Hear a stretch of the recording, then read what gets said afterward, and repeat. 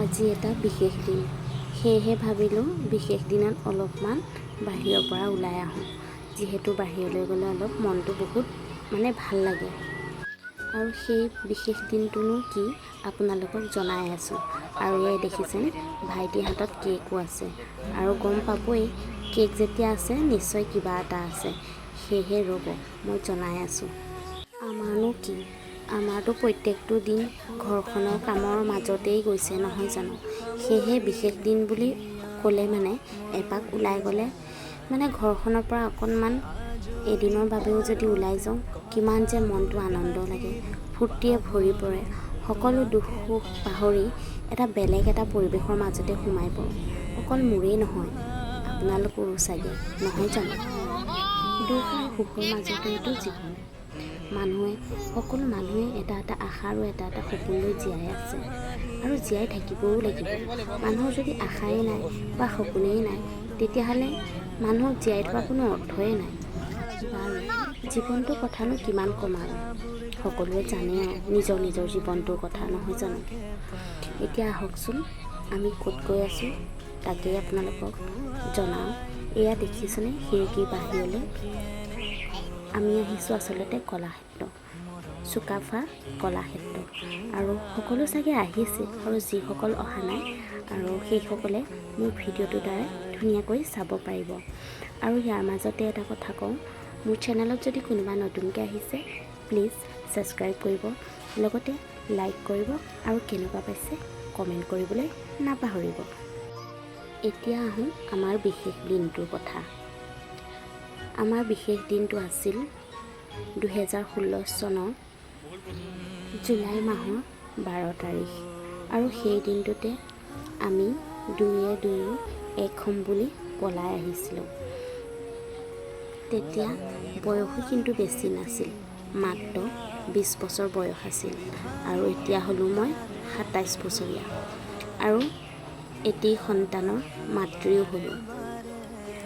আৰু আমাৰ সন্তানটিৰ বয়স সম্পূৰ্ণ 4 বছৰ 2 মাহ চলি আছে।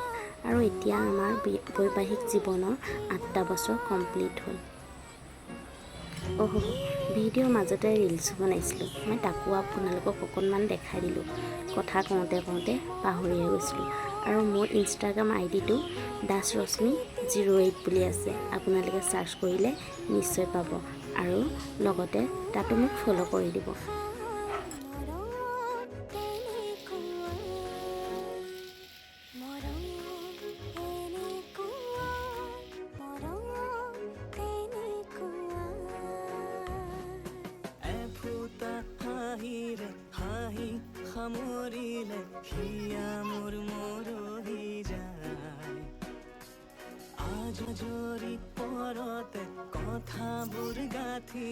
এতিয়া আহিলোঁ এই মিউজিয়ামলৈ।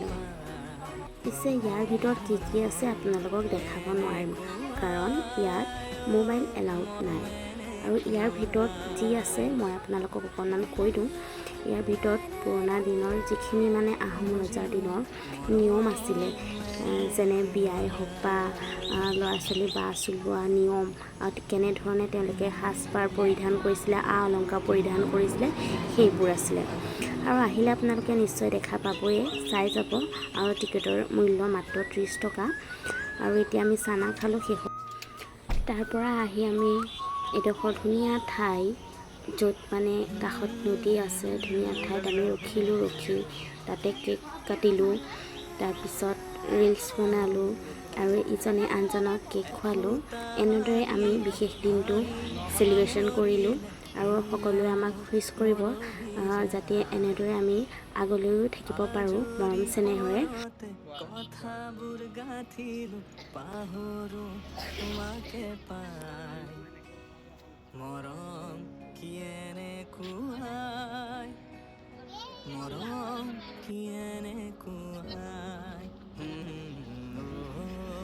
এতিয়া আহিব ল'লোঁ আমি ঘৰৰ অভিমুখে।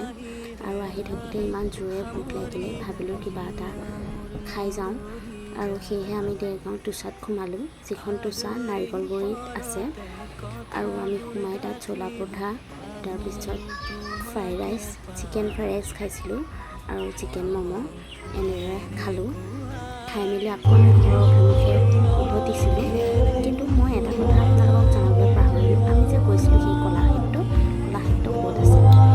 কলাক্ষেত্ৰ একেবাৰে আপোনালোক যদি দেৰগাঁও ফালৰ পৰা যায়, যোৰহাট টাউন নোপোৱাৰ আগতে আপোনালোকে পাব। একদম হাইৱে ৰোডৰ কাষতে আছে, সোমাবলৈ ভাল পাব, কাজিৰঙা ইউনিভাৰ্চিটিৰ ওচৰতে। তো আহিব, কেতিয়াবা সোমাব ইফালেদি গ'লে। আৰু ভাবিছোঁ আজিলৈ আহোঁ। বাই বাই, নেক্সট ভিডিঅ'ত আকৌ লগ পাম।